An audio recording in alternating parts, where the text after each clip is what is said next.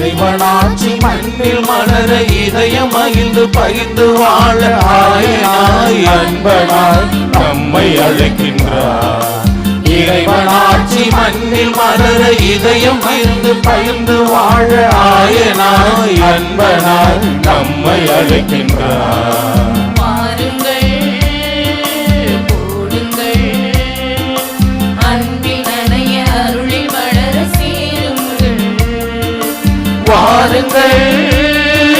கூடுங்கள் அன்பில் நனைய அருளில் வளர சேருங்கள்.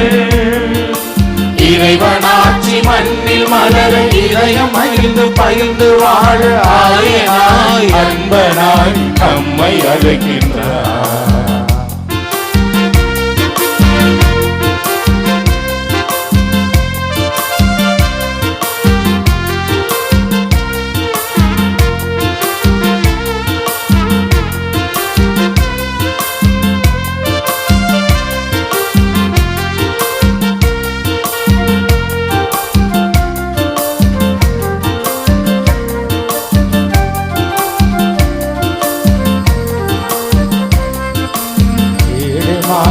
ஏற்றம் காண இறைவன் அழைக்கின்றார். ஆலயம் பாருங்கள், அன்பு தேவன் பாருங்கள். எழுச்சி வாழ்வை பிறரில் விதைக்க அவரை விளைகின்றார். ஆலயம் பாருங்கள், அன்பு தேவன் பாருங்கள். விழுகின்ற மனிதமும் அழுகின்ற இதயமும் ஆலயம் பாருங்கள், அன்பு தேவன் பாருங்கள். ஆலயம் பாருங்கள், அன்பு தேவன் பாருங்கள். பாருங்கள் கூடுங்கள் அன்பில் நனைய அருளி வளர சேருங்கள். பாருங்கள் கூடுங்கள் அன்பில் நனைய அருளில் வளர சேருங்கள். இறைவனாட்சி மண்ணில் மலர இதயம் மகிழ்ந்து பகிர்ந்து வாழ ஆயனாய் அன்பனாய் நம்மை அழைக்கின்றார். இயேசுவின் பிறப்பின் தயாரிப்பின் காலத்தின் 3வது ஞாயிற்றுக்கிழமையில் இருக்கிறோம். இன்றைய ஞாயிறு மகிழ்ச்சியின் ஞாயிறு என்று அழைக்கப்படுகிறது. இன்றைய திரி மகிழ்ச்சியின் மெழுகுதிரி என்று அழைக்கப்படுகிறது. இன்று கிறிஸ்துவின் பிறப்புக்காக நம்முடைய காத்திருப்பின் நிறைவுக்கு வந்துவிட்டோம். அதனால் இன்றைய திருவழிபாட்டு நிறம் ரோஜா, மகிழ்ச்சியின் அடையாள நிறம். அதனால்தான் ரோஜா நிற திரியை ஏற்றுகிறோம். வானதூதர்கள் பாடும் மகிழ்ச்சியின் செய்தியை கேட்கிறோம். ஆண்டவரே, எங்கள் குரலுக்கு பரிவிரக்கமுடன் செவிசாய்க்க உம்மை வேண்டுகிறோம். எங்களை சந்திக்க வருகிற உம் திருமகனின் அருள் இருளடைந்து எங்கள் இதயங்களை ஒளிர்விக்கட்டும். பேராலய அதிபர் அவர்கள் இன்றைய 3ஆம் திரியை ஏற்றி வைத்து திருப்பலியை துவங்குகிறார்.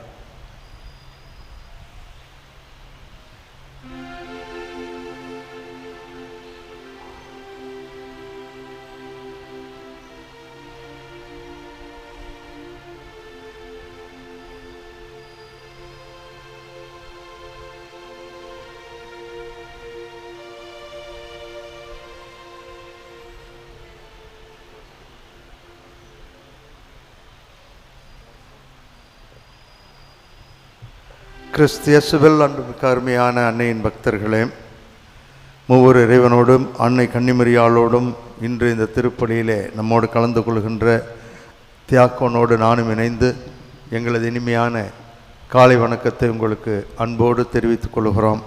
ஆண்டவர் இன்னும் ஒரு வாரத்தை நமக்கு கொடுத்ததற்காக, மகிழ்ச்சியின் வாரத்தை கொடுத்ததற்காக நன்றி சொல்லி இந்த திருப்பலியிலே மகிழ்வோடும் மனநிறைவோடும் தொடர்ந்து வாழ அருள் தர வேண்டும் என்று ஜெபிக்க உங்கள் அனைவரையும் அன்போடு இந்த திருப்பலிக்கு அழைக்கின்றோம்.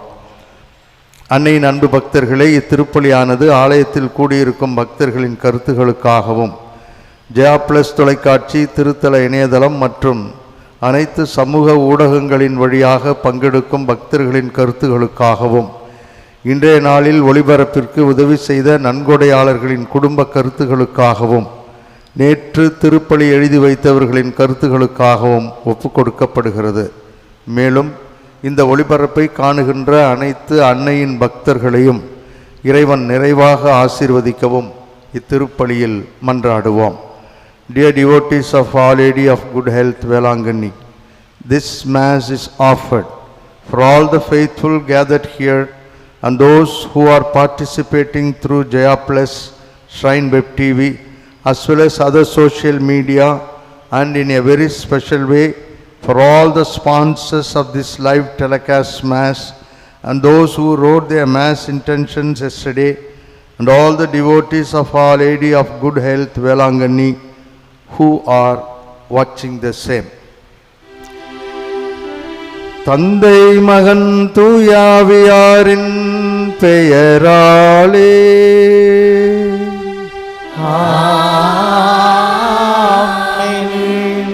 ஆண்டவர் உங்களோடு இருப்பாராக.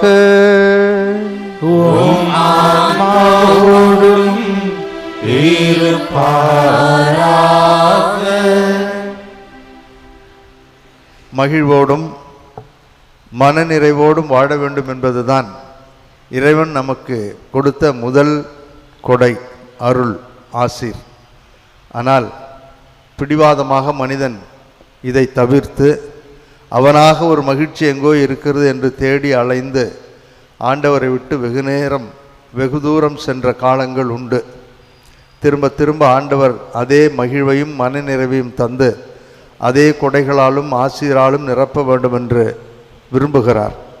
ஆகவே அவர் விருப்பத்திற்கு ஏற்ப மகிழ்வோடும் நிறைவோடும் வாழ இந்த திருப்பலியிலே ஜெபிப்போம்.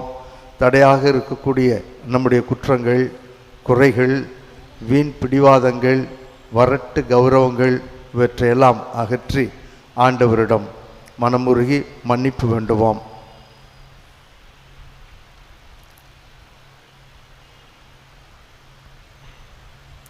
எல்லாம் வல்ல இறைவனிடமும் சகோதர சகோதரிகளே உங்களிடமும் நான் பாவியனை ஏற்றுக்கொள்கின்றேன். ஏனெனில் என் சிந்தனையாலும் சொல்லாலும் செயலாலும் கடமையில் தவறியதாலும் பாவங்கள் பல செய்தேன். என் பாவமே என் பாவமே என் பெரும் பாவமே. ஆகையால் எப்பொழுதும் கன்னியான புனித மரியாவையும் வானதூதர் புனிதர் அனைவரையும் சகோதர சகோதரிகளே உங்களையும் நம் இறைவனாகிய ஆண்டவரிடம் எனக்காக வேண்டிக் கொள்ள மன்றாடுகின்றேன். எல்லாம் வல்ல இறைவன் நம் மீது இரக்கம் வைத்து நம் பாவங்களையும் குறைகளையும் பலவீனங்களையும் மன்னித்து நம் அனைவரையும் முடிவில்லாத நிலை வாழ்வுக்கு அழைத்துச் செல்வாராக. ஆமென்.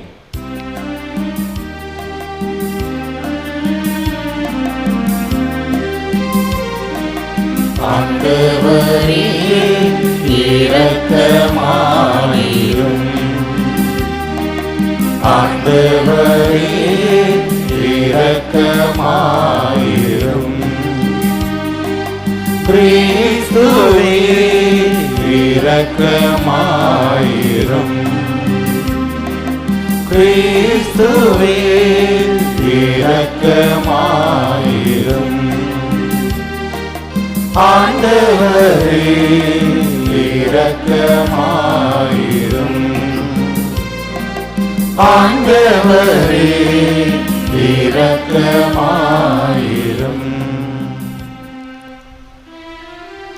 மன்றாடுவோமாக.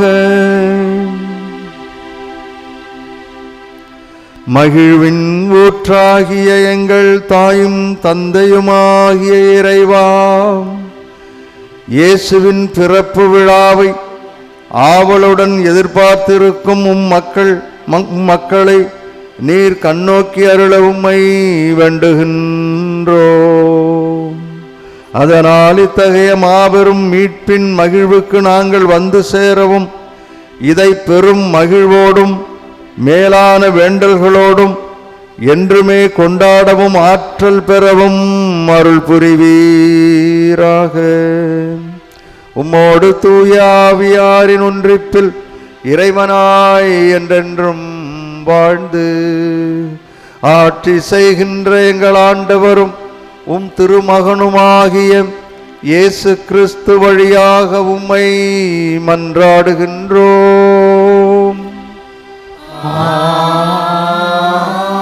ஆமென்.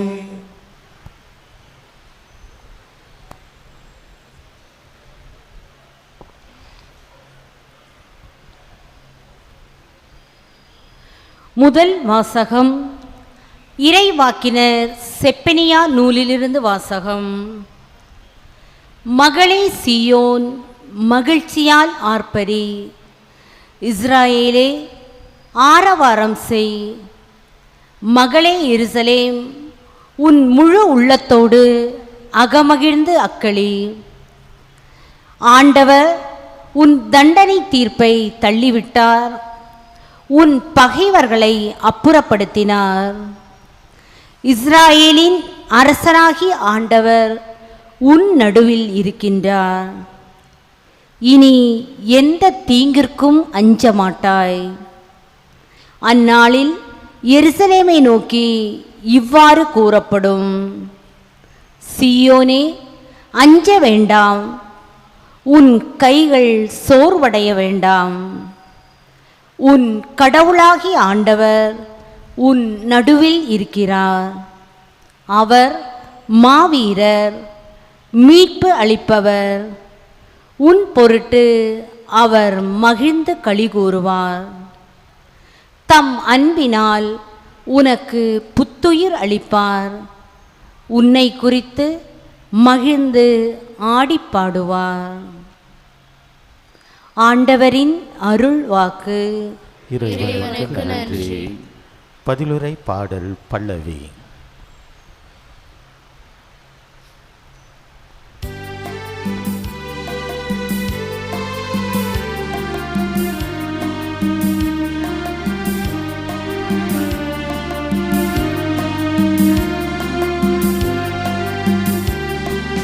ஆர்ப்பரித்து அக்களியுங்கள், ஆண்டவர் சிறந்து விளங்குகின்றார். ஆர்ப்பரித்து அக்களியுங்கள், ஆண்டவர் சிறந்து விளங்குகின்றார். ஆண்டவர் சிறந்து விளங்குகின்றார். இறைவன் என் மீட்பர், அவர் மேல் நம்பிக்கை வைக்கிறேன். நான் அஞ்ச மாட்டேன், ஆண்டவரே என் ஆற்றல். அவரையே பாடுவேன், என் மீட்பும் அவரே. மீட்பருடும் ஊற்றுகளிலிருந்து நீங்கள் அகமகிழ்வோடு தண்ணீர் முகந்து கொள்வீர்கள். ஆர்ப்பரித்து அக்களியுங்கள், ஆண்டவர் சிறந்து விளங்குகின்றார். ஆர்ப்பரித்து அக்களியுங்கள், ஆண்டவர் சிறந்து விளங்குகின்றார். ஆண்டவர் சிறந்து விளங்குகின்றார். அந்நாளில் நீங்கள் சொல்வதாவது: ஆண்டவருக்கு நன்றி செலுத்துங்கள், அவர் திருப்பெயரை போற்றுங்கள். மக்களிடையே அவர் செயல்களை அறிவியுங்கள். அவர் திருப்பெயரை உயர்க என பறைசாற்றுங்கள். ஆண்டவருக்கு புகழ்பாடு அமைத்து பாடுங்கள். ஆண்டவருக்கு புகழ்பா அமைத்து பாடுங்கள்.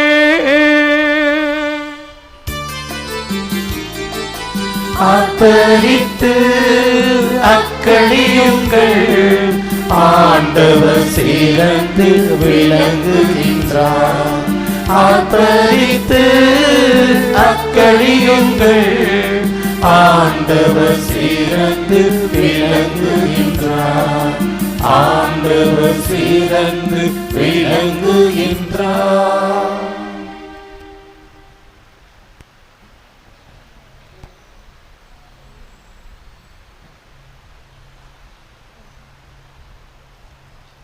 இரண்டாம் வாசகம்.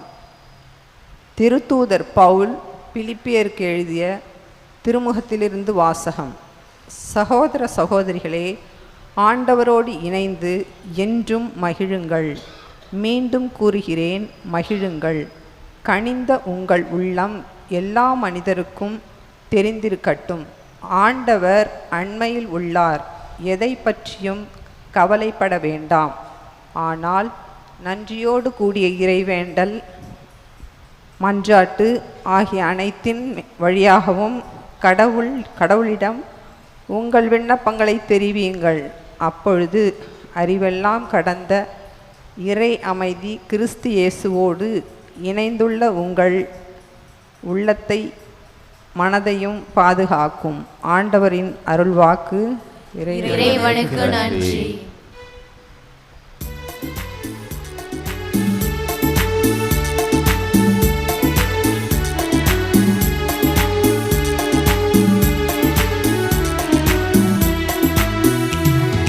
Hallelujah, hallelujah. Hallelujah, hallelujah. Hallelujah, hallelujah. Hallelujah, hallelujah.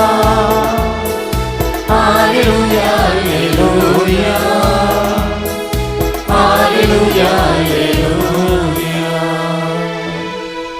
ஆண்டவராகிய என் தலைவரின் ஆவி என் மேல் உள்ளது.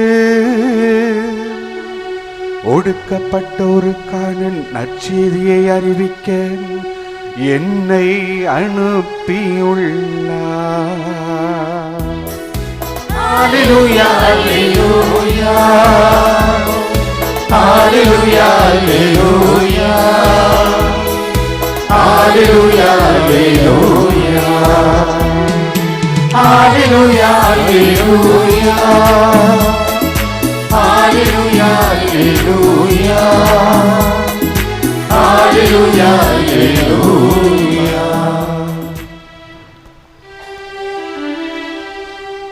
ஆண்டவர் உங்களோடு இருப்பாராக. ஆன்மாவோடும் இருப்பாராக. லூக்கா எழுதிய நற்செய்தியிலிருந்து வாசகம். ஆண்டவரே, மாட்சி உமக்கே. அக்காலத்தில் திருமுழுக்கு யோவான் போதித்துக் கொண்டிருந்த பொழுது நாங்கள் என்ன செய்ய வேண்டும் என்று கூட்டத்தினர் அவரை நோக்கி கேட்டனர். அதற்கு அவர் மறுமொழியாக, 2 அங்கிகள் உடையவன் இல்லாதவரோடு பகிர்ந்து கொள்ளட்டும், உணவு உடையவரும் அவ்வாறே செய்யட்டும் என்றார். வரி தாண்டுபவரும் திருமுழுக்கு பெற வந்து, போதகரே, நாங்கள் என்ன செய்ய வேண்டும் என்று அவரிடம் கேட்டனர். அவர், உங்களுக்கு குறிக்கப்பட்ட தொகைக்கு அதிகமாக எதையும் தாண்டாதீர்கள் என்றார். படை வீரரும் அவரை நோக்கி, நாங்கள் என்ன செய்ய வேண்டும் என்று கேட்டனர். அவர், நீங்கள் எவரையும் அச்சுறுத்தி பணம் பறிக்காதீர்கள், யார் மீதும் பொய்க்குற்றம் சுமத்தாதீர்கள், உங்கள் ஊதியமே போதுமானது என்று இருங்கள் என்றார். அக்காலத்தில் மக்கள் மீட்பரை எதிர்பார்த்து கொண்டு இருந்தனர். ஒருவேளை யோவான் மெசியாவாக இருப்பாரோ என்று எல்லோரும் தங்களுக்குள் எண்ணிக்கொண்டு இருந்தார்கள். யோவான் அவர்களை பார்த்து, நான் தண்ணீரால் உங்களுக்கு திருமுழுக்கு கொடுக்கின்றேன், என்னை விட வலிமைமிகு ஒருவர் வருகின்றார், அவரது மிதியடி வாரை அழுக்கக்கூட எனக்கு தகுதியில்லை என்றார். அவர், தூய ஆவி என்னும் நெருப்பால் உங்களுக்கு திருமுழுக்கு கொடுப்பார். அவர் சுலகையை தன் கையில் கொண்டு கோதுமையையும் பதரையும் பிரித்தெடுப்பார். கோதுமையை தம் களஞ்சியத்தில் சேர்ப்பார், பதரையோ அணையா நெருப்பிலிட்டு சுட்டெரிப்பார் என்றார். மேலும் பல அறிவுரைகள் கூறி மக்களுக்கு நற்செய்தியை அறிவித்தார்.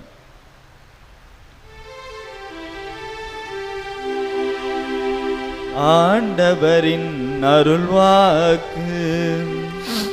கிறிஸ்துவே உமக்கு புகழ்.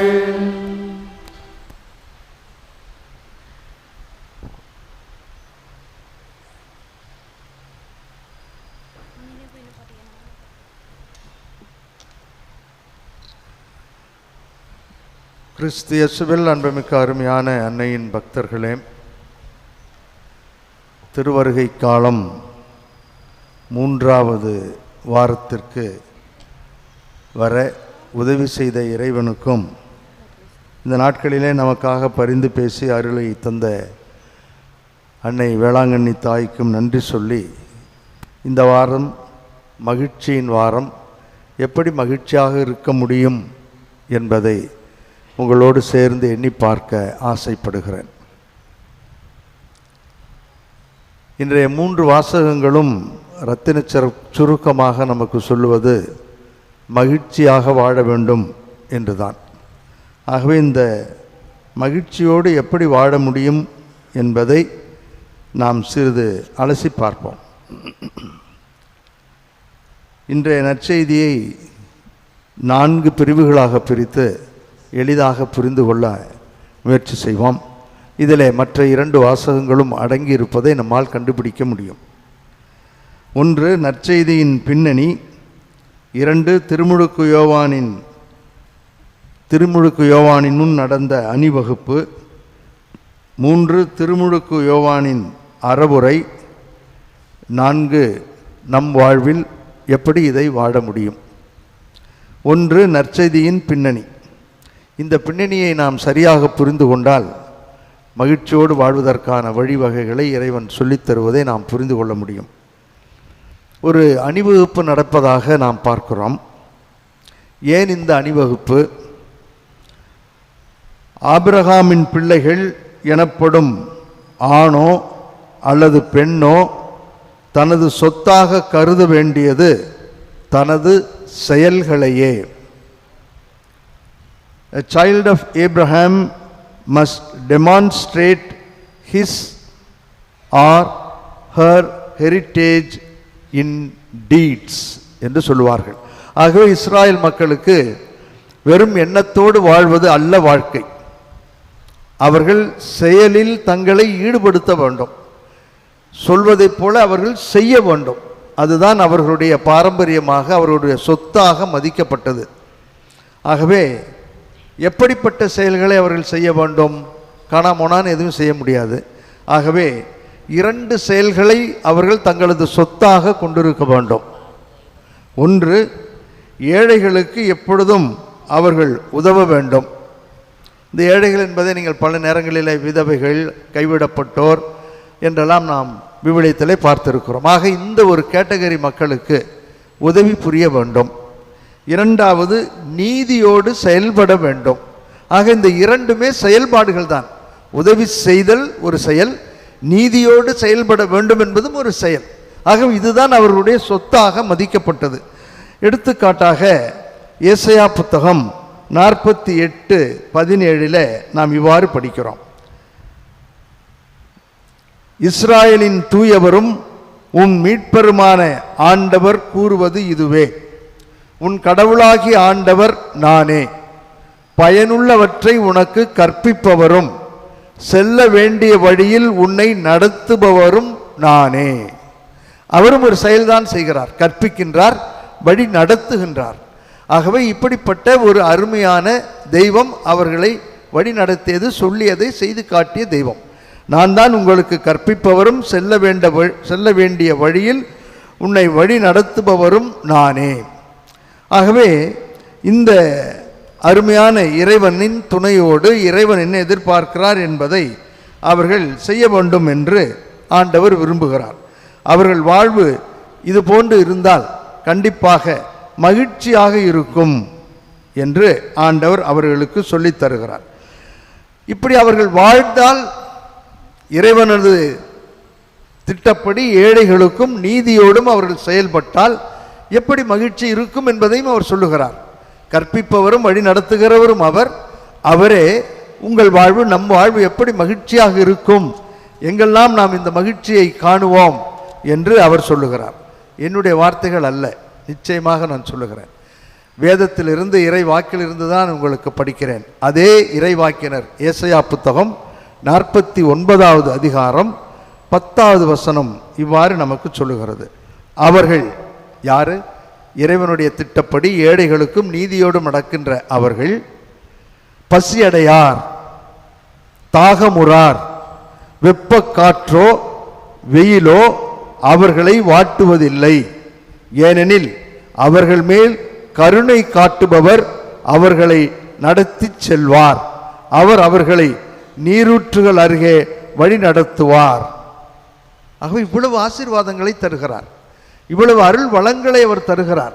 என்ன தேவையோ நமக்கு, நாம் மகிழ்ச்சியாக இருப்பதற்கு எதெல்லாம் நமக்கு தேவையோ அவை அனைத்தையும் அவர் தருவதாக சொல்லுகிறார். ஆகவே இப்படி அவர்கள் வாழ்ந்திருக்க வேண்டும், இப்படி இந்த அருளுக்குள் ஆசீருக்குள் அவர்கள் சென்றிருக்க வேண்டும். ஆனால் அந்தோ பரிதாபம், அவர்கள் எப்படி வாழ்ந்தார்கள்? ஆண்டவர் விருப்பப்படி ஏழைகளுக்கும் விதவை அனாதைகள் என்ற அந்த ஒரு கூட்டத்தாருக்கு உதவி செய்திருக்க வேண்டும், அதிலும் நீதியோடும் நேர்மையோடும் செயலாற்ற வேண்டும். இல்லை. ஆனால் அவர்கள் எப்படி வாழ்ந்தார்கள்? எப்படி இந்த அருளை இழந்தார்கள், ஆசீரை இழந்தார்கள், ஆண்டவனை வேண்டாம் என்று சொன்னார்கள், மகிழ்ச்சியே எங்களுக்கு தேவையில்லை என்று சொன்னார்களையும் அதே இறைவாக்கினர் ஏசாயா புத்தகம் 48வது அதிகாரம் 18வது வசனத்தில் நாம் பார்க்கிறோம். என் கட்டளைக்கு செவிசாய்த்திருப்பாயே ஆனால், அப்ப என்ன? செவிசாய்க்கவில்லை, செவிசாய்த்திருப்பாயே ஆனால் உன் நிறைவாழ்வு ஆற்றை போலும் உன் வெற்றி கடல் அலை போலும் பாய்ந்து வந்திருக்கும். உனக்கு எல்லாம் கிடைத்திருக்கும், உனக்கு வாழ்வு கிடைத்திருக்கும், அருள் கிடைத்திருக்கும், உங்களுக்கு ஆற்றல் கிடைத்திருக்கும், எல்லாவற்றையும் எதிர்த்து நிற்கக்கூடிய வலிமை உங்களுக்கு கிடைத்திருக்கும் என்று சொல்லி, உன் வழிமரபினர் மணல் போல் அளவாயும் உன் வழித்தோன்றர்கள் கதிர்மணிகள் போன்றும் இருந்திருப்பர். ஆகவே இவ்வளவு ஆசீர்வாதங்களை நான் தந்திருப்பேன், வலிமை, ஆற்றல், மகிழ்ச்சி, மனநிறைவு எல்லாம் தந்திருப்பேன். ஆனால் அந்தோ பரிதாபம், நீங்கள் அப்படி வாழவில்லை என்று சொல்லுகிறார். பின் அவர்கள் எப்படி வாழ்ந்தார்கள்? அவர்கள் எப்படி வாழ்ந்தார்கள் என்பதை ஆமோஸ் மிக அழகாக சொல்லுகிறார். அவர் சொன்ன அந்த வாழ்வு, ஆமோஸ் சொல்லிய அந்த இயேசு கிறிஸ்துவுக்கு முன்பு சொன்ன அதே வாழ்வு, அந்த இறைவாக்கினர் சுட்டி காட்டிய அந்த தீய வாழ்வு இன்றும் நம்மிடம் இருக்கிறது. நான் யாரையும் குறை சொல்ல வேண்டும் என்பதற்காக இந்த பகுதியை எடுத்து உங்களுக்கு படிக்கவில்லை. ஆனால் இன்றைய வாழ்வு அப்படித்தான் இருக்கிறது என்பதை சுட்டி காட்டுவதற்காக நிறுத்தி நிதானமாக படிக்கிறேன். அவசரப்படவில்லை நான். இந்த வாழ்வு, அன்று ஆமோஸ் வாழ்ந்த வாழ்க்கை இன்று நம்முடைய ஊடகங்களிலே, நம்முடைய செய்தித்தாள்களிலே நாம் பார்க்கிறோமா இல்லையா, நாம் இருக்கின்ற இடங்களிலே இருக்கிறதா இல்லையா என்பதை இந்த வேதத்தின் மூலம் உங்களுக்கு எடுத்து காட்டுகிறேன். ஆமோஸ் இறைவாக்கினர் 2வது அதிகாரம் 6, 7 வசனங்களிலே அவர் இவ்வாறு கூறுகிறார். பிறகு நான் விளக்கம் சொல்லுகிறேன். ஆண்டவர் கூறுவது இதுவே: இஸ்ராயேல் எண்ணற்ற குற்றங்கள் செய்ததற்காக நான் கொடும் தண்டனை தீர்ப்பை மாற்ற மாட்டேன். ஏனெனில் அவர்கள் நேர்மையாளரை வெள்ளிக்காசுக்கும் வறியவரை 2 காலணிக்கும் விற்கிறார்கள். ஏழைகளின் தலைகளை மண்ணில் புழுதிபட மிதிக்கின்றார்கள். ஒடுக்கப்பட்டோரின் நெறியை கெடுக்கின்றார்கள். மகனும் தந்தையும் ஒரே பெண்ணை கூடி என் திருப்பெயரை களங்கப்படுத்தினார்கள். கடன்காரனும் இருந்து பறித்த ஆடைகளை விரித்து போட்டு பலிபீடங்களின் முன் கிடத்தி அபராதம் விதித்து பணம் வசூலிக்கிறார்கள். இதையே நான் நிறுத்தி நிதானமாக சொல்லுகிறேன். அவர்கள் செய்த படித்த அந்த தவறு, 1, ஏழை எளியவர்களை அடிமையாக்குவது, 2, அவர்களை சுரண்டுவது, 3, தாறுமாறான பாலியல் பாவங்களை செய்வது, 4, ஏய்க்க வேண்டும் என்பதற்காகவே கடன் வாங்குவது, 5, போலி தெய்வங்களை சிலை வழிபாடு செய்வது. இது இன்று நம்முடைய வாழ்வில் இருக்கிறதா இல்லையா? எல்லாம் எல்லாரிடமும் இருக்கிறது என்று நான் சொல்லவில்லை. இதில் இந்த 5ல் ஏதாவது ஒன்று நம்மிடம், நம் குடும்பங்களில் நம்மை அலைக்கடிப்பதை நாம் அறிந்திருக்கிறோமா இல்லையா? நிச்சயமாக இருக்கிறது. இல்லறம் துறவரம் தனியறம் எல்லா அறத்திலும் இது இருக்கிறது. ஏய்க்க வேண்டும் என்ற எண்ணம் எங்களிடமும் இருக்கிறது. ஆகவே இப்படிப்பட்ட மகிழ்ச்சியை இழக்கக்கூடிய காரணிகள் ஏராளமாக நமக்கு இருக்கிறது, சொல்லித்தரப்படுகிறது, சீரியலில் அது தெளிவாக்கப்படுகிறது. ஆகவே இந்த மகிழ்ச்சியை இழப்பதற்கான காரணிகளை, ஆசிரை, அருளை, வல்லமையை, வலிமையை இழக்கக்கூடியவைகள் நம்மிடம் நிறைய உண்டு.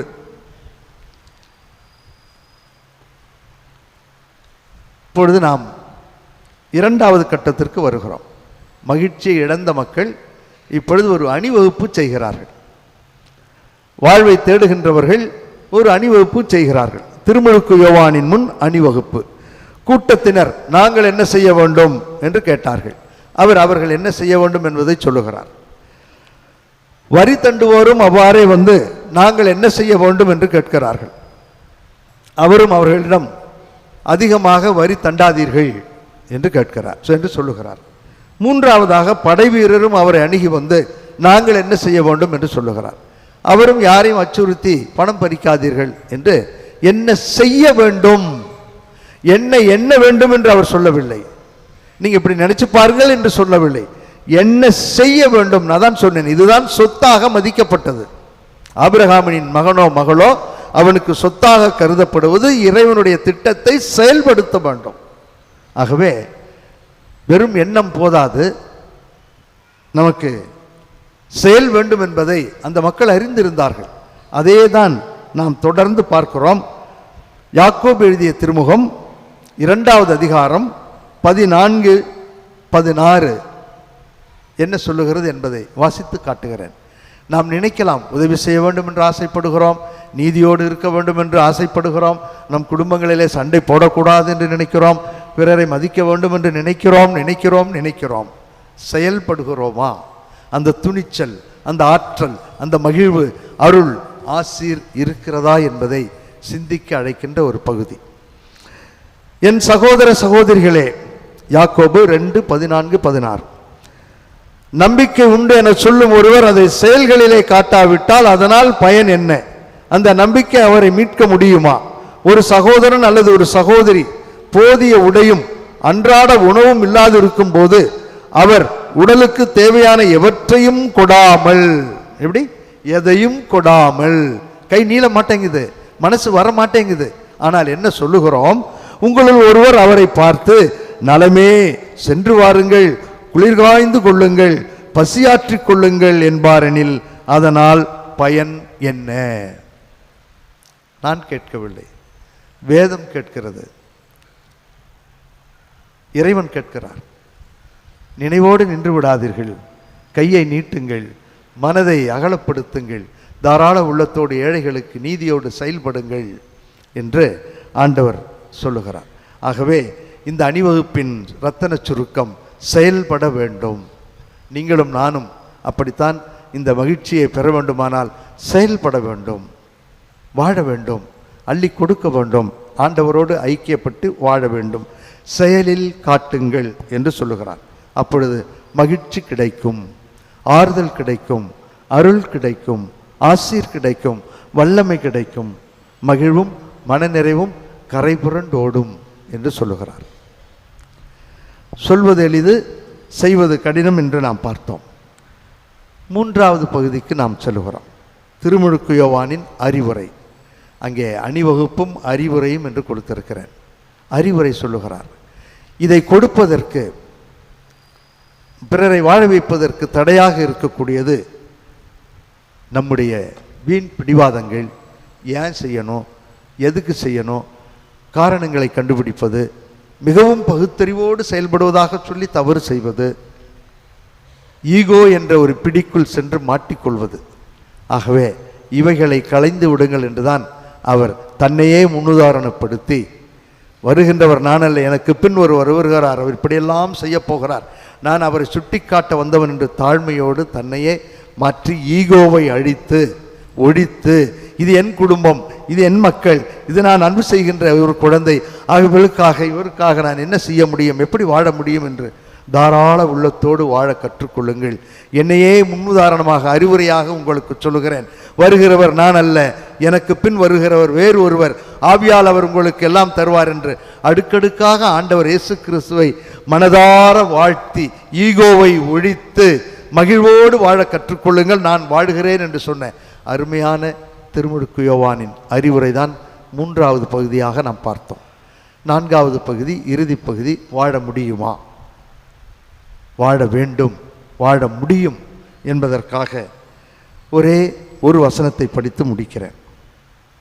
ரோமியருக்கு எழுதிய திருமுகம் 12வது அதிகாரம் முழுவதும் மலை பிரசங்கத்தின் மலைப்பொழிவின் சுருக்கம் என்று சொல்லுவார்கள். அதிலே 1-2 வாக்கியங்களை படித்து முடிக்கிறேன். ரோமையர் 12:10, 13, 15. உடன்பிறப்புகள் போன்று ஒருவருக்கொருவர் உளம் கனிந்த அன்பு காட்டுங்கள், பிறர் உங்களை விட மதிப்புக்குரியவர் என எண்ணுங்கள். இதெல்லாம் நீதியோடும் நேர்மையோடும் செயல்படுகின்ற அருமையான மகிழ்ச்சி தருகின்ற செயல்கள். 13. வறுமையுற்ற இறைமக்களோடு உங்களிடம் உள்ளதை பகிர்ந்து கொள்ளுங்கள், விருந்தோம்பலில் கருத்தாய் இருங்கள். இது ஒரு ஆசீர்வாதம், அற்புதமானது, அன்னதானம், அருமையான ஒரு செயல். அதற்காக உதவி செய்வது மிக போற்றுதற்குரியது. 15. மகிழ்வாரோடு மகிழுங்கள், மகிழ்வாரோடு மகிழுங்கள், அழுவாரோடு அழுங்கள், இரண்டர களங்கள். கடவுளே மனிதனாக நம் நாற்றத்தை ஏற்றுக்கொண்ட பொழுது நாம் ஏன் நம்மோடு இருக்கக்கூடிய நம்முடைய மனைவி, கணவர், குழந்தைகள், நான் இருக்கின்ற கூட்டு குடும்பம், என்னுடைய துறவரத்தில் இருக்கக்கூடிய கூட்டு குடும்பத்தில் வாழக்கூடியவர்கள் வெறுத்தாலும் ஏன் வாழ முடியாது என்று நினைக்கக்கூடாது. வாழ முடியும், வாழ வேண்டும். ஒரே ஒரு முறை வாழப்போகின்ற இந்த வாழ்வு மகிழ்ச்சி இழந்து விடாத ஒரு வாழ்வாக இருக்க தொடர்ந்து செபிப்போம். கருவறை டு கல்லறை ஒரே ஒரு முறை தான் நடக்கப் போகிறோம். ஊம் டு டூம் ஒரே ஒரு முறை தான் நடக்கப் போகிறோம். இந்த ஒரே ஒரு முறை வாழப்போகின்ற வாழ்வு இறைவன் மகிழ்வோடும் மனநிறைவோடும் வாழ வேண்டும் என்று தான் விரும்புகிறார். அந்த மகிழ்வையும் மனநிறைவையும் இழந்து விடாமல் இருக்க வாழ்ந்து காட்டிய அன்னையின் வழியாக சேர்ந்து ஜெபித்து வாழுவோம்.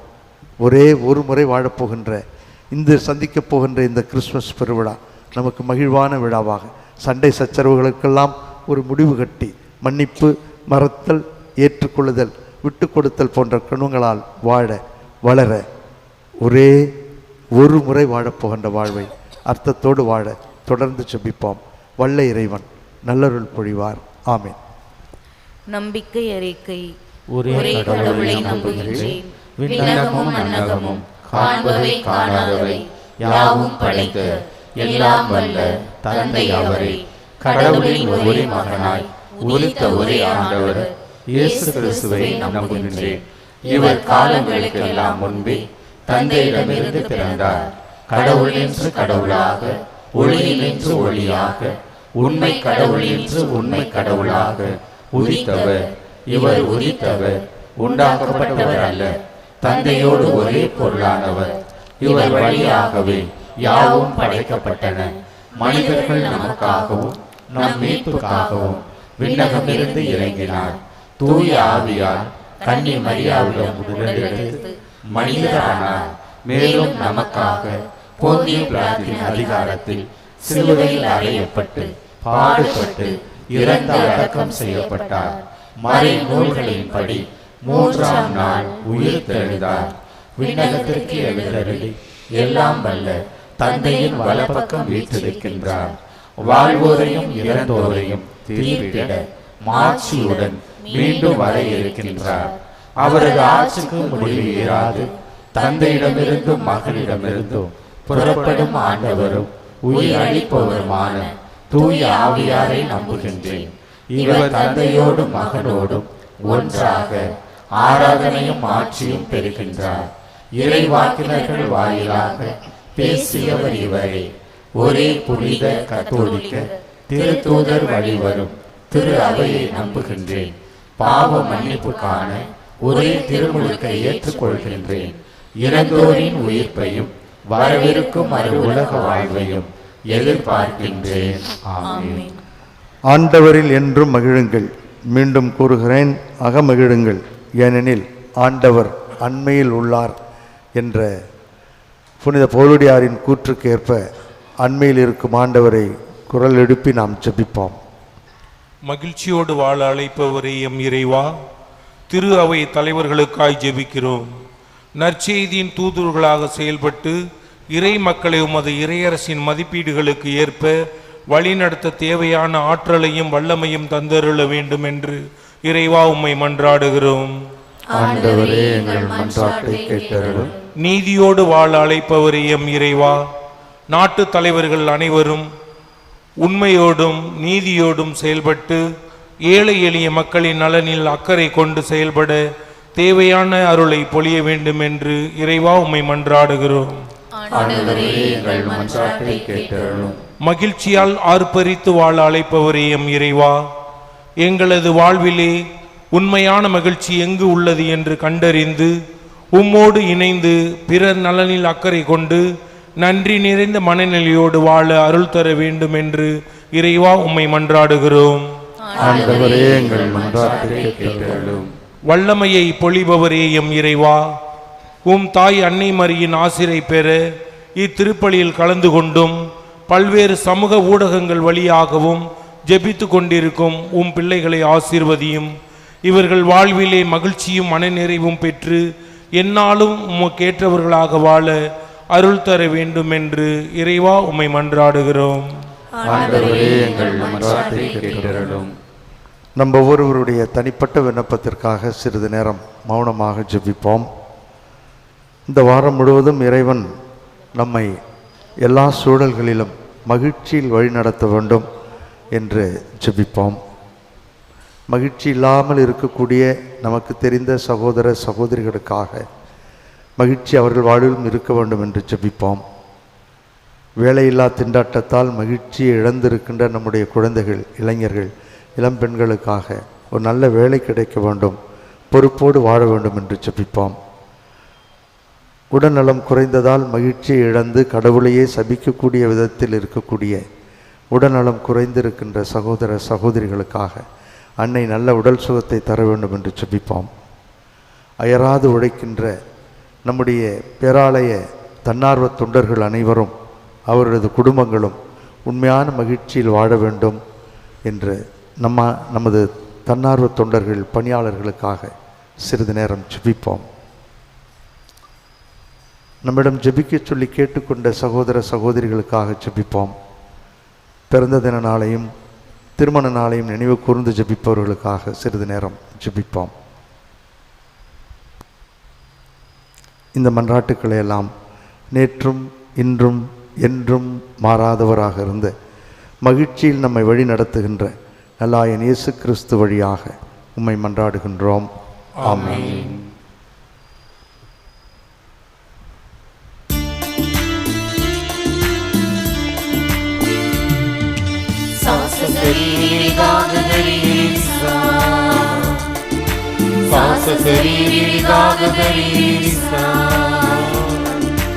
என்ன என்ன ஆனந்தம், எல்லை இல்லா ஆனந்தம், என்ன என்ன ஆனந்தம், எல்லை இல்லா ஆனந்தம், என்னை உனக்கு கொடுப்பதுதானே ஆனந்தம், உன்னில் உனக்காய் வாழ்வது எந்த ஆனந்தம், உன்னில் உனக்காய் வாழ்வது எந்த ஆனந்தம், என்ன என்ன ஆனந்தம், எல்லை இல்லா ஆனந்தம், என்ன என்ன ஆனந்தம், எல்லை இல்லா ஆனந்தம்.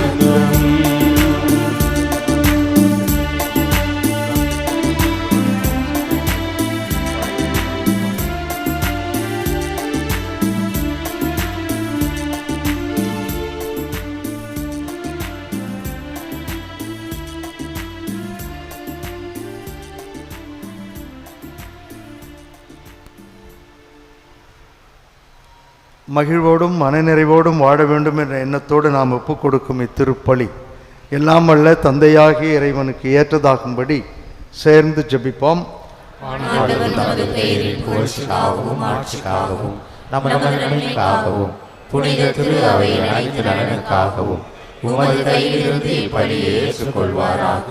மகிழ்ச்சியின் ஊற்றாகிய எங்கள் தாயும் தந்தையுமாகிய இறைவா, எங்கள் இறைப்பற்றின் பழிப்பொருட்களை இடைவிடாது உமக்கு பலியாக ஒப்பு கொடுக்கின்றோம்.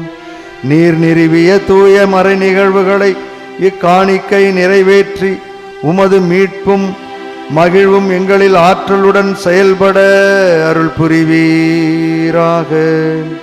எங்கள் ஆண்டவராகிய கிறிஸ்து வழியாக உம்மை மன்றாடுகின்றோம். ஆண்டவர் உங்களோடு இருப்பாராக.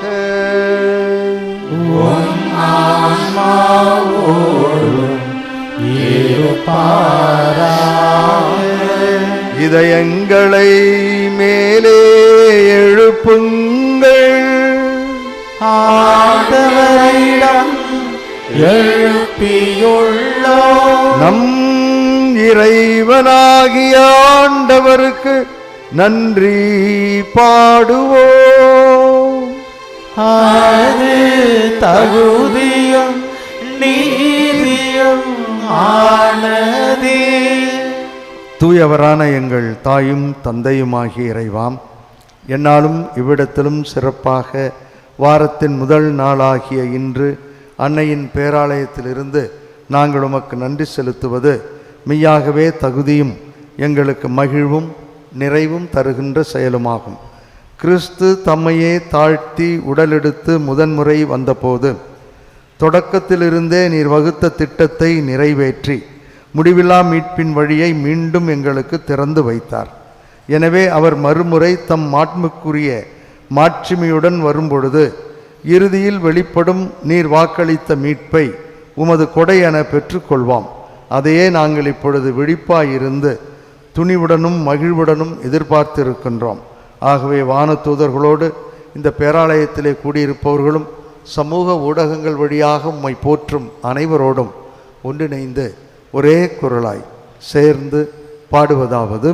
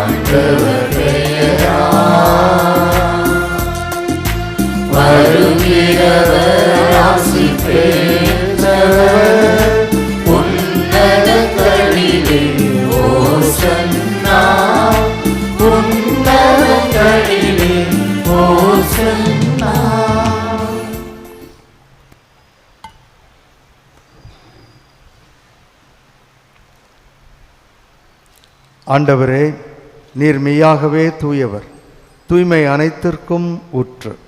ஆகவே உம்முடைய ஆவியை பொழிந்து இக்காணிக்கைகளை தூய்மைப்படுத்த உம்மை வேண்டுகிறோம். இவ்வாறு எங்கள் ஆண்டவர் இயேசு கிறிஸ்துவின் உடலும் இரத்தமுமாக எங்களுக்கு இவை மாறுவனவாக. அவர் பாடுபட உளம் கனிந்து தம்மை கையளித்த போது அப்பத்தை எடுத்து நன்றி செலுத்தி அதை பிட்டு தம் சீடர்களுக்கு அளித்து கூறியதாவது: அனைவரும் இதிலிருந்து பெற்று உண்ணுங்கள், ஏனெனில் இது உங்களுக்காக கையளிக்கப்படும் என் உடல்.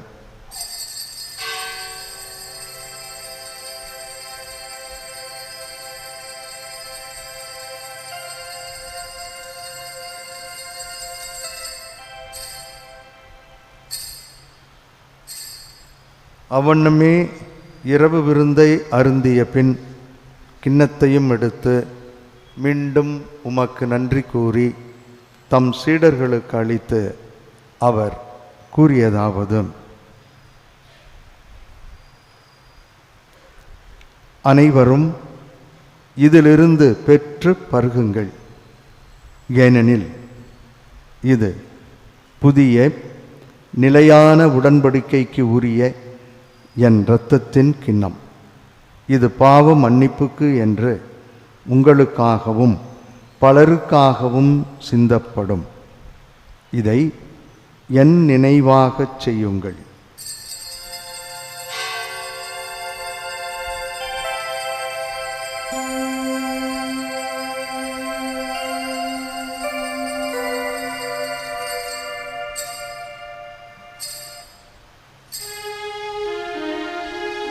நம்பிக்கையின் மறை பொருள்.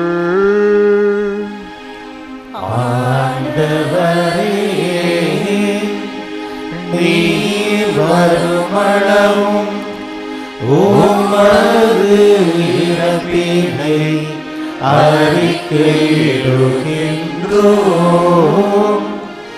உமது உயிர்ப்பினையும் எடுத்துரைக்கின்றோம். ஆகவே ஆண்டவரே, நாங்கள் கிறிஸ்துவின் இறப்பினையும் உயிர்ப்பினையும் நினைவு கூர்ந்து வாழ்வு தரும் அப்பத்தையும் மீட்பளிக்கும் கிண்ணத்தையும் உமக்கு ஒப்புக் கொடுக்கின்றோம். உம் திருமுன் நின்று ஊழியம் புரிய தகுந்தவர்களென எங்கள் அனைவரையும் ஏற்றுக்கொண்டீர். எனவே உமக்கு மகிழ்ச்சியோடு நன்றி செலுத்துகின்றோம். மேலும் கிறிஸ்துவின் உடலிலும் இரத்தத்திலும் பங்கு கொள்ளும் எங்கள் அனைவரையும் தூய ஆவியார் ஒன்று சேர்க்க வேண்டுமென உம்மை தாழ்மையுடன் மன்றாடுகின்றோம். ஆண்டவரே, உலகெங்கும் பரவி இருக்கும் உமது திரு அவையை நினைவு கூர்ந்தருளும். எங்கள் திருத்தந்தை பிரான்சிஸ், எங்கள் ஆயர் சகாயராஜ், எல்லா திருநிலையினர் ஆகிய அனைவரோடும் உமது திரு அவை அன்பில் நிறைவு பெறச் செய்தருளும். மேலும் உயிர்த்தெழும் எதிர்நோக்குடன் துயில் கொள்ளும் எங்கள் பெற்றோர், சகோதர சகோதரிகள், உறவினர்கள், நண்பர்கள், உபகாரிகள், இறந்தோர் அனைவரையும் இரக்கத்துடன் நினைவு கூர்ந்து உமது திருமுக ஒளியினுள் ஏற்றருளும். கூடி ஜெபிக்கின்ற எங்கள் அனைவர் மீதும் இரக்கமாயிரும். கடவுளின் கன்னித்தாயான புனித மரியா, அவருடைய கணவரான புனித யோசேப்பு, புனித திருத்தூதர்கள், இவ்வுலகில் உமக்கு உகந்தவராய் இருந்தோர் ஆகிய புனிதர் அனைவருடனும் நாங்கள் நிலைவாழ்வில் பங்கு கொள்ளும் தகுதி பெற்று உம் திருமகனும் என்றும் எங்கும் எப்பொழுதும் கரம் பிடித்து மகிழ்ச்சியில் எங்களை வழி நடத்துகிறவருமாகிய நல்லாயன் இயேசு கிறிஸ்து வழியாக உம்மை புகழ்ந்தேத்தும் வரமருள உம்மை மன்றாடுகின்றோம். இவர் வழியாக இவரோடு இவரில் எல்லாம் வல்ல இறைவனாகிய தந்தையே, தூய ஆவியாரின் ஒன்றிப்பில் எல்லா புகழும் மாட்சியும் என்றென்றும் உமக்கு உரியதே.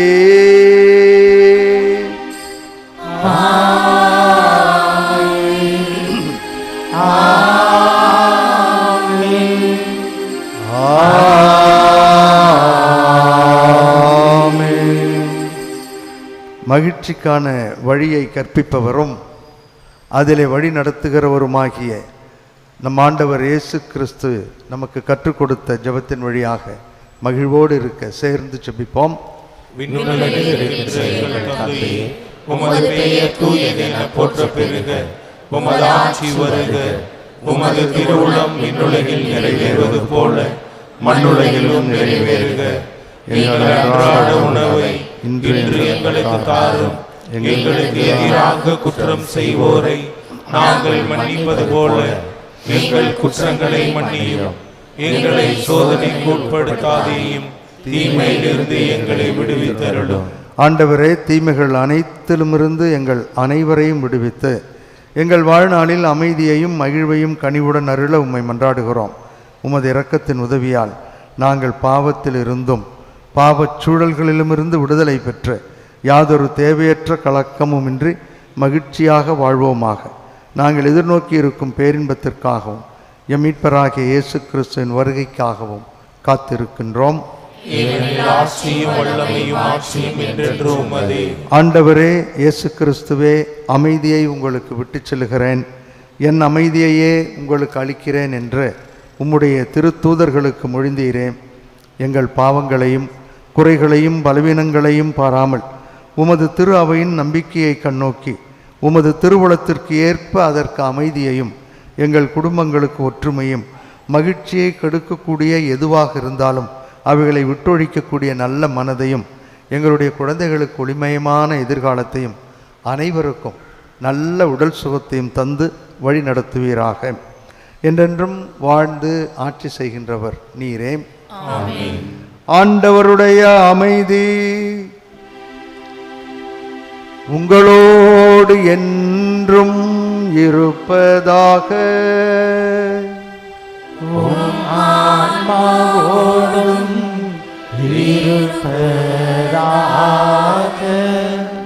ஒருவருக்கொருவர் கிறிஸ்துவின் அமைதியை பகிர்ந்து கொள்வோம். உலகின் பாவங்களை போக்கும் இறைவனின் செம்மறியே, எங்கள் மேல் இரக்கமாயிரும். உலகின் பாவங்களை போக்கும் இறைவனின் செம்மறியே, எங்கள் மேல் இரக்கமாயிரும். உலகின் பாவங்களை போக்கும் இறைவனின் செம்மறியே, எங்களுக்கு அமைதியை அளித்தருளும்.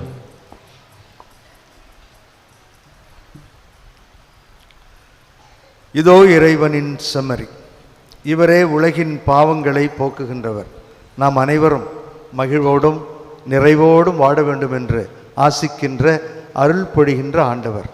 இவரது திருவிருந்துக்கு அதே மனநிலையிலே வந்திருக்கின்ற நாம் அனைவரும் பேறு பெற்றோர். நான் தகுதியற்றவன், ஆனால் ஒரு வார்த்தை மட்டும் சொல்லி அருளும், எனது ஆன்மா நலமடையும்.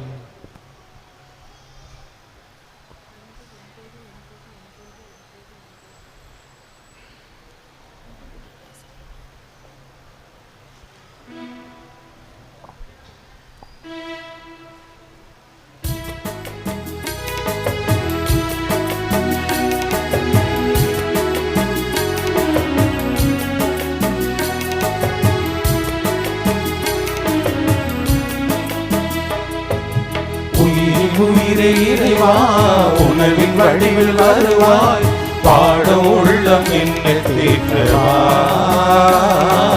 வாழ்வின் பாதை நாடும் மாற்றவா.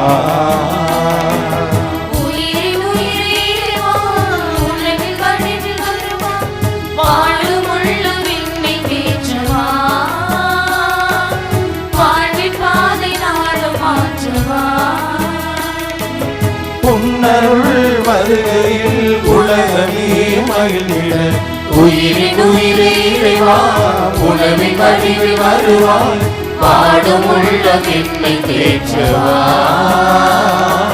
வாழ்வின் பாதை நாளும் மாற்றவா.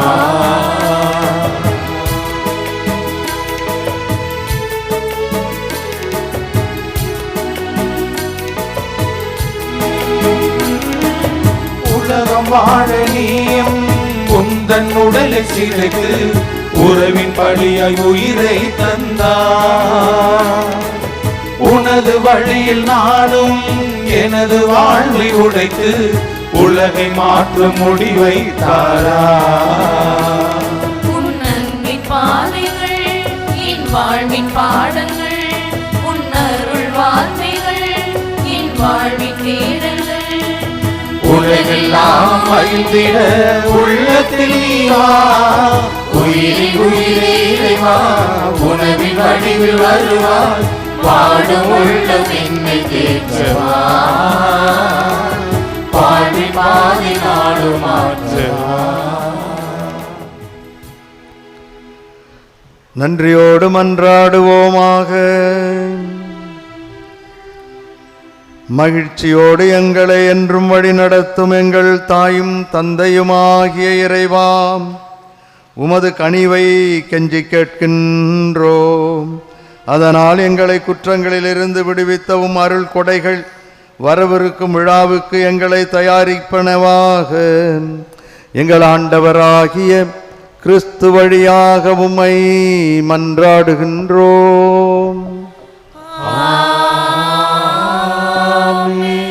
ஆண்டவர் உங்களோடு இருப்பாராக.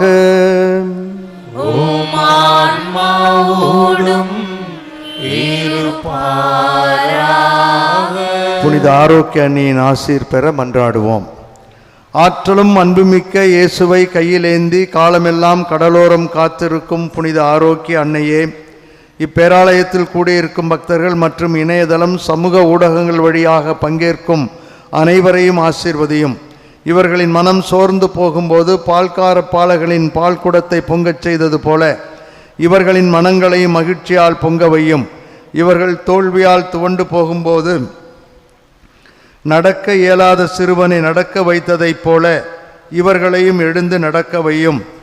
இவர்கள் துன்பக்கடலில் தத்தளித்து தடுமாறும் போது போர்ச்சுகீசிய மாலுமிகளை கரை சேர்த்ததைப் போல இவர்களையும் கரை சேர்த்தருளும். வரம் பெற்றுத்தரும் புனித ஆரோக்கிய அன்னையின் ஆசீர் உங்களோடு என்றும் தங்குவதாக. May Jesus touch you and heal you through the loving hands of his dear mother, Our Lady of Good Health, Velankanni. எல்லாம் வல்ல இறைவன் தந்தை மகன் தூயாவியார் நம்மீதும் நம் குடும்பங்களின் மீதும் தங்கி மகிழ்ச்சியால் வழி நடத்துவாராக.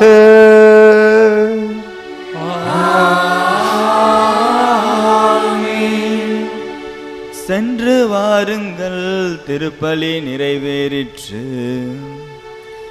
இறைவனுக்கு நன்றி.